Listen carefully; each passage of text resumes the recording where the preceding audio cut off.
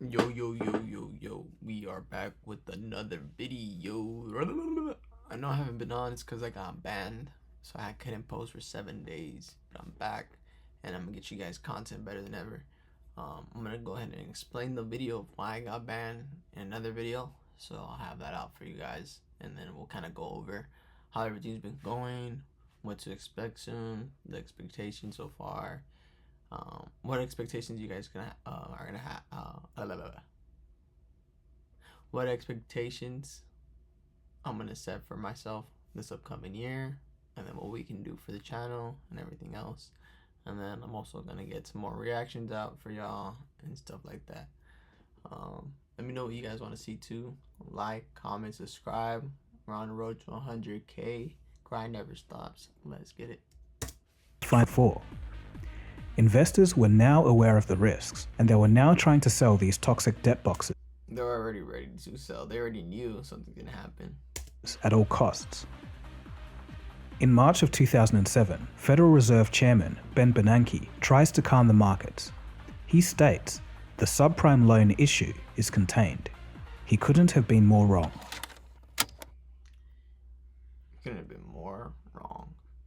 Ironically, in October 2022, Ben Bernanke would win the Nobel Prize for Economics. You're about to see why this is so ironic. In August of 2007, a bombshell announcement rattles the market. France's BNP Paribas announces that there is no liquidity in the global market for mortgage-backed securities. In other words, nobody wants to buy the debt boxes anymore.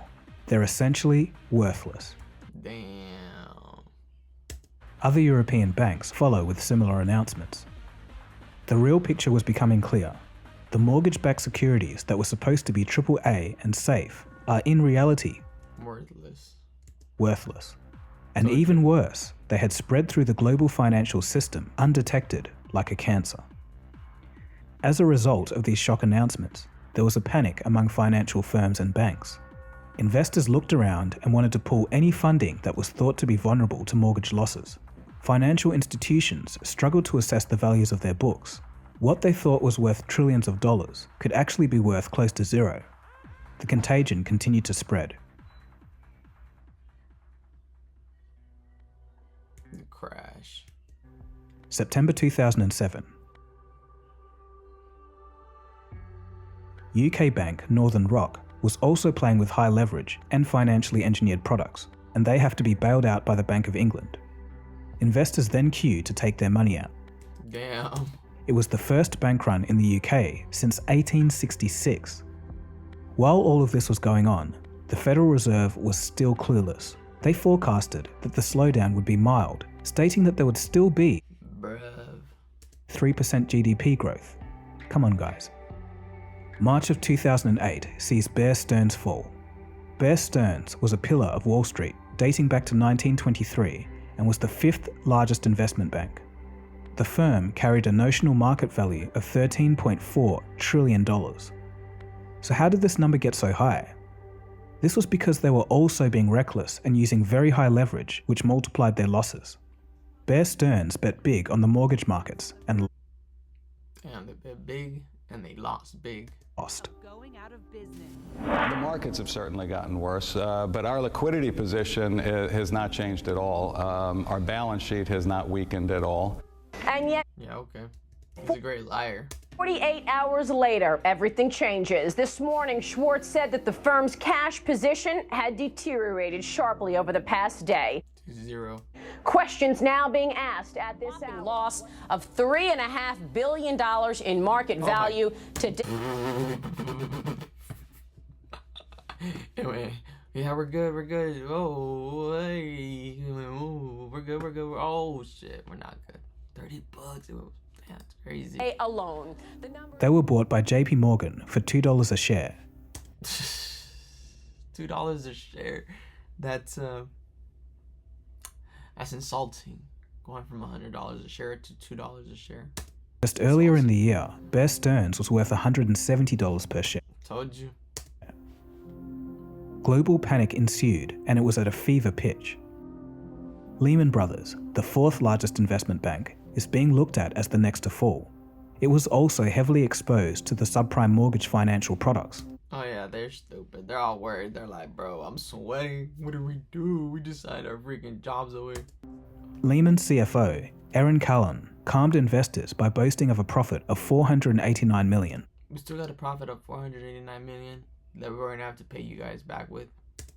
The stock Plus probably another $2 billion because we were betting against you guys. You guys didn't know. Sorry. jumps 48% on the news. But all wasn't as it seems. A later 2010 report by the court examiner stated that Lehman executives regularly used accounting gimmicks at the end of each quarter to make their financials seem less shaky than they really were. Bruh. And their profit wasn't real either. In reality, their risky commercial real estate holdings were 30 times greater than their capital. Lehman Brothers were so highly leveraged that a 3 to 5% decline. Leverage means in debt, how much they owed. It just leverage just means in stock terms debt, how much they borrowed. It's just that's what they mean. Leverage means borrowing in stock. If you guys didn't know. In real estate values would completely wipe out all of their capital. By June, Lehman Brothers reported a $2.6 billion loss, which didn't even have to cover. no amount of accounting magic could hide. The Told you. stock falls by 73%. Oh my god. That's crazy. Meanwhile, other banks such as Morgan Stanley and Goldman Sachs started betting against the mortgage securities, which they were still selling, and they would make hundreds of Basically making their money back. millions of dollars, while investors lost everything. Unbelievable. At this time, the Very unbelievable. US had now tipped into recession as GDP fell by 2.1%. September 2008, the crisis begins to spin out of control, and Lehman Brothers collapses. This marks the largest US bankruptcy of all time. The U.S. government said it won't bail out Lehman, which last week announced more than $3.9 billion in losses. Shares in Lehman Brothers have plummeted more than 80% in 2008 alone. Yikes. Everybody in the West, at least, owns, a lot of people have got pensions, and these pensions invest in stock market, and a lot of the shares are actually the shares of banks. And when bank shares get hammered, people's pensions get hammered, so everybody loses. Lehman Brothers is going bankrupt after talks to pull them back from the abyss collapsed. Well, I'll see y'all. In financial... I'm just kidding. Anybody that worked at Lehman Brothers, that's crazy. I'm sorry, but that's just crazy that you did that. Why would you guys do that? It probably wasn't you guys, probably the higher ups, but still, that's crazy.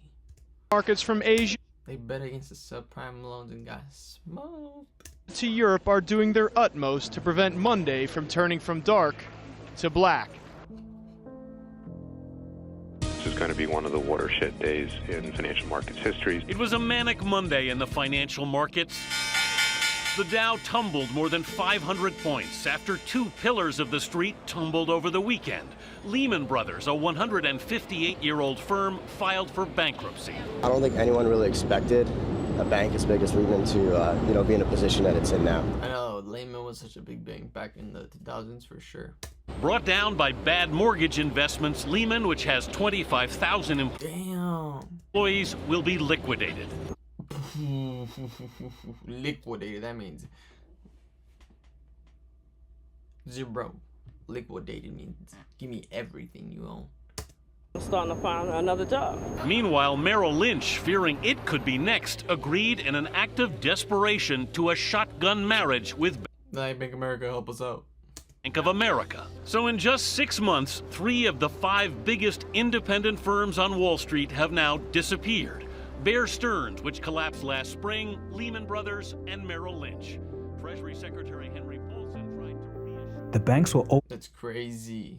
scared, and they stopped lending to each other, and the financial system froze. Companies couldn't order parts, pay for staff, and businesses ground to a halt. And if nothing was done, planes would have to stop flying.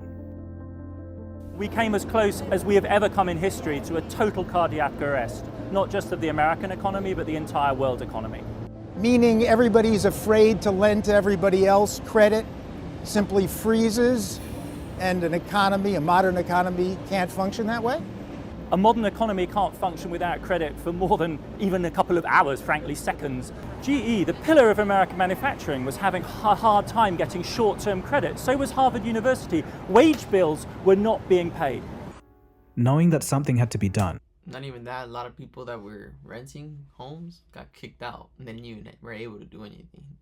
they were paying their freaking rent on time and they just got kicked out without no notice because a person that was owning the house got such a higher interest rate when this happened that they had to freaking basically close their house, sell their house. Infamous bailout started. So a lot of people were homeless too, which is crazy too. On September 16th, 2008, the US Federal Reserve stepped in to buy AIG, the largest insurer in the US. While Lehman was just another bank, AIG presented a systemic risk to the entire financial system, or so they told us. It was an $85 billion loan. Oh, so they told us. And this was the origin of the famous too big to start printing the money fail argument. We're in an urgent situation, and the consequences will grow worse each day if we do not act. The US government gave the banks $700 billion to purchase toxic assets and bank shares to stop them from falling any lower. It did work, but the biggest banks just ended up being even larger after buying up all the other failing banks. The use of hundreds of billions of dollars of taxpayers' money to bail out these banks. That's true, I get it. The government do be bailing out the banks but doesn't bail out the people. That's crazy, the people get stuck with zero. Sparked complete outrage. It was the beginning of mass distrust in institutions and governments. The immediate result was the Occupy Wall Street movement and the invention of Bitcoin. Bailing out the banks was an unpopular move. But the other option wasn't fun either. The crash of 1929 and the subsequent Great Depression lasted for almost a decade. There's arguments to be made on both sides. As for now, the crisis was still in full swing. The Federal Reserve also cut interest rates in the hope of restoring the market. In total, during the fourth quarter of 2008, the Central Bank of the United States purchased $2.5 trillion of government debt and junk private assets from the banks. Up until that point, this was the largest monetary policy action in the history of the world.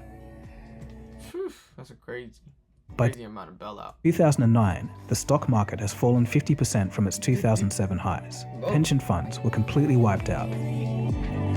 People's accounts were wiped. I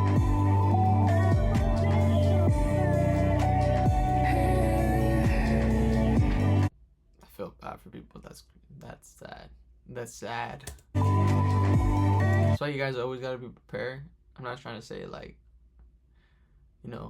have puts, but kind of prepare for a recession in your stock portfolio. I need to prepare.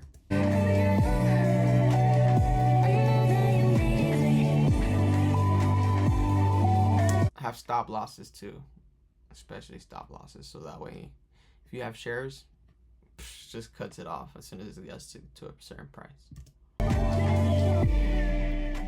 As we know, it wasn't just the US that suffered. Institutions and governments around the world owned American assets. In 2008, it became obvious that the crisis was going to have global repercussions. After the fall of Lehman Brothers, banks and corporations globally began to fail. In the UK, HBOS was taken over by Lloyds, and the UK government steps in to save its banking system. With lending markets drying up around the world, the central banks of the United States, European Union, Australia, Canada, and Japan coordinated injecting cash into debt markets for the first time since 9/11. America needed a crazy bailout.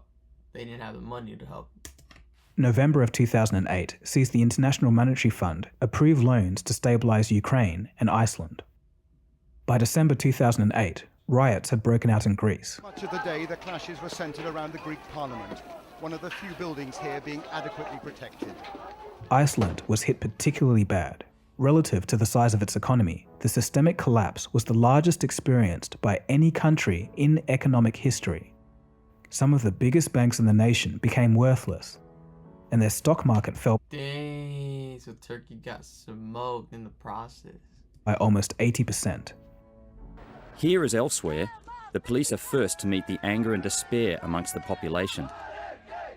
During the past weekends, thousands have taken to the streets to protest against their government and alleged corruption amongst bank managers. For the Hey, I'm not gonna say it.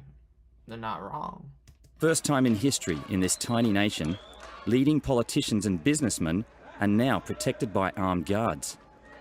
Landsbanki was one of 3 big Icelandic banks that had engaged in an uncontrolled loaning spree abroad.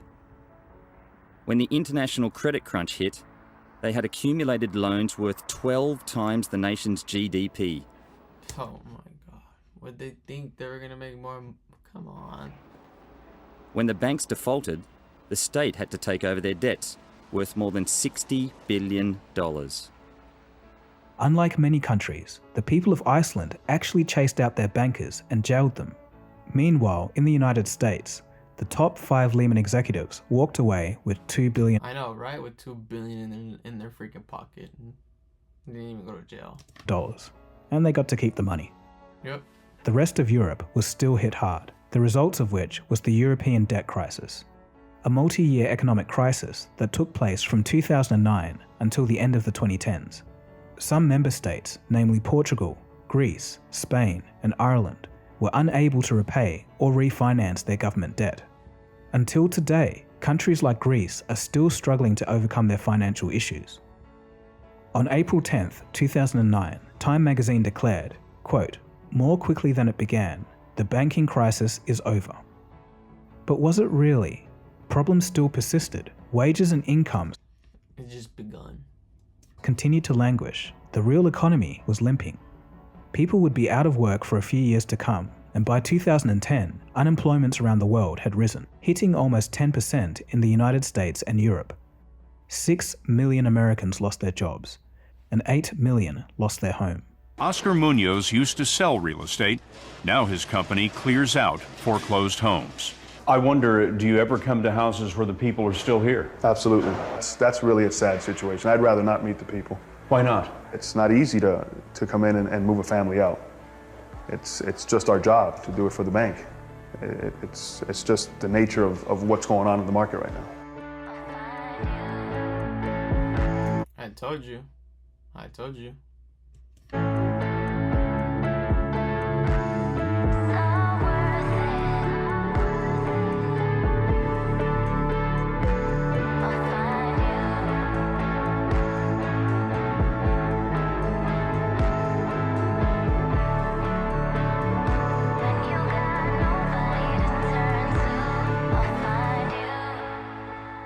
In 2010, regulatory action was finally taken.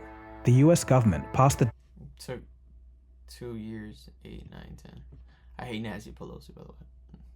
Dodd-Frank Act. It included more oversight and transparency for financially engineered products, limits on risky bank investments, tighter regulation for rating agencies. The whole aim was to stop this kind of disaster from ever happening again. But unfortunately, it doesn't seem to have worked.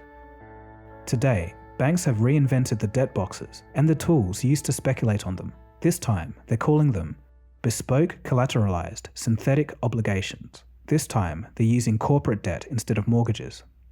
2022 saw a large spike in activity, quadrupling to $40 billion in this year alone. Let's just hope that corporations don't all default on their debt due to a systemic shock. I personally don't think we'll have another crisis exactly the same as 2008, but safe to say, it'll be worse. These stupid financial experiments aren't helping. I really sincerely hope that there's not more of them out there, which we just don't know about.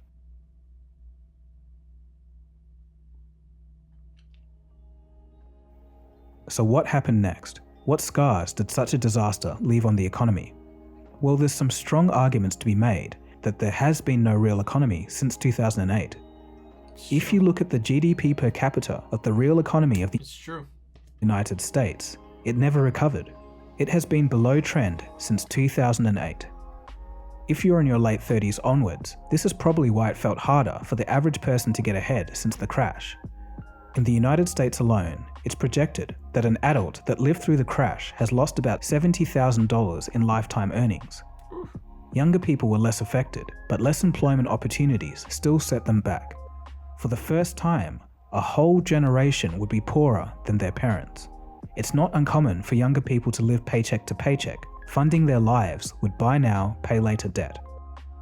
Subsequently, the fertility rates around the world have decreased significantly after 2008. There may be other explanations for the phenomenon, but the charts are clear. A financial disaster would certainly impact the way families would plan for their future. After the 2008 crisis, central banks gained more power. They set interest rates low for so long that the stock market and eventually the whole financial system adjusted and settled around this state. Low interest rates took a while though. It took a while. Cheap money. People, companies, and governments borrowed money with virtually no interest. Investments turned risky and excessive debt distorted many markets. By the mid-2010s, these conditions had become the scaffolding for the whole financial system. Growth became dependent on central banks keeping these conditions the same. Wealth inequality exploded as those closest to the financial industry got extremely rich, while the rest of the general populace just fell more behind. Stayed the same. By the late 2010s, many economic commentators were referring to this as the everything bubble. First it was stocks, then it was housing, then it's the debt market now, which controls everything. Basically. Yeah, basically. This next point is key to really understanding the death of the real economy. Economic productivity. This is the measure of how much stuff you get out from the resources that you put in. Since 2008, it's been severely injured. Due to zero interest rates for so long after 2008, the investment that would have gone to productive areas of the economy catapulted into riskier sectors. The real economy just didn't get the capital it needed to innovate and develop and do things more efficiently. Low economic productivity affects real wage growth, living standards, and quality of life. Even former Federal Reserve Chair Janet Yellen called it the, quote, most important factor determining continued advancements in living standards. This is why, when our leaders told us that the economy was booming in the 2010s, it really didn't feel like that to many people. Productivity was gone. It's a missing piece of the 21st century economic story. I always be hearing that the economy's booming. That's often left out. Then we come to 2020, and the pandemic saw central banks respond much quicker with a lot of force, printing trillions of dollars as the economy was slowing to a halt. There's no denying that this mitigated the pain. But was this an overreaction? Many think so. Economic professor Jeremy Siegel called it a monumental mistake. Regardless, the stock market loved it and vaulted to all-time highs. Then, investments into risky assets like NFTs shot up. FTX, stupid coins everywhere. Eventually, there was too much money in the system and not enough goods, and the prices of everything started to rise.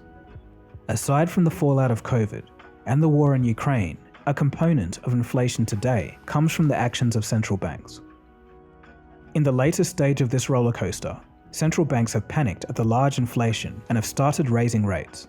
This was to slow down the economy and reduce demand, and slow down the spending basically. This is supposed to bring down inflation. But as stated, low rates and easy money had become the scaffolding of the financial system.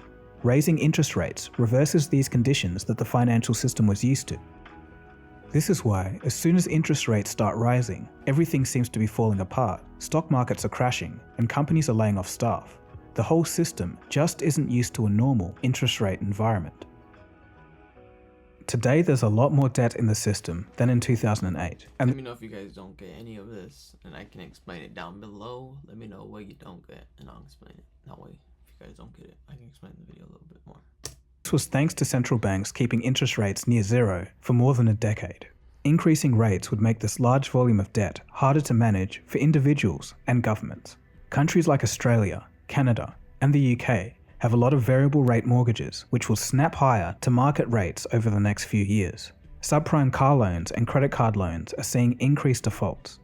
Meanwhile, Credit Suisse is in trouble and they're selling part of their domestic bank.